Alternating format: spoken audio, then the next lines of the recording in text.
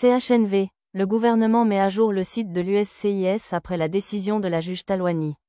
Le gouvernement américain a officiellement mis à jour ses systèmes informatiques pour refléter la décision d'une juge fédérale du Massachusetts qui a suspendu l'arrêt de la procédure de « parole humanitaire » pour les ressortissants de Cuba, Haïti, Nicaragua et Venezuela.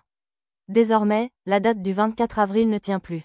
Selon une note publiée par l'USCIS, Service de citoyenneté et d'immigration des États-Unis, ce jeudi 17 avril 2025, les avis de résiliation envoyés aux bénéficiaires du programme CHNV ne sont plus valides. Cette décision fait suite à une ordonnance d'injonction préliminaire émise le 14 avril 2025 par la Cour fédérale dans l'affaire Svitlana Do et al. V. Noem et al. Numéro 25 chevaux 10495.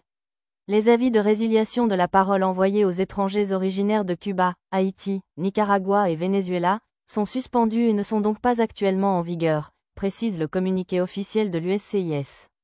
Plusieurs bénéficiaires du programme Biden avaient reçu des avis de suspension de leurs employeurs. Beaucoup d'entre eux ont même été déjà suspendus.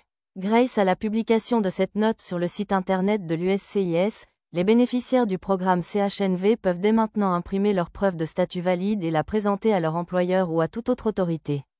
Ceux qui risquaient de perdre leur emploi à cause de la résiliation peuvent donc respirer.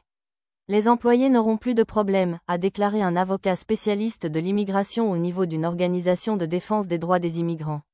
Leurs autorisations apparaîtront comme actives dans les systèmes, a-t-elle ajouté. Cette décision représente un soulagement immédiat pour des milliers de familles haïtiennes vivant légalement aux États-Unis grâce au programme CHNV.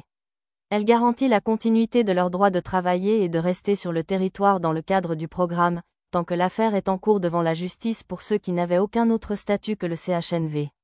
Les autorités fédérales ont donc officiellement reconnu la suspension de la résiliation et agi rapidement pour que cette décision soit reflétée dans les systèmes, évitant toute interruption administrative ou professionnelle. Caribbean Television Network, CTN, a été le premier à diffuser cette nouvelle. Nous continuerons à suivre cette affaire de près et fournirons des mises à jour en créole haïtien, français et anglais pour servir les communautés haïtiennes aux États-Unis. Un texte d'Emmanuel Paul transformé en version audio à l'aide d'un logiciel d'intelligence artificielle. Le montage a été effectué par Astrel GU. Vous pouvez lire le texte en visitant notre site internet ctninfo.com.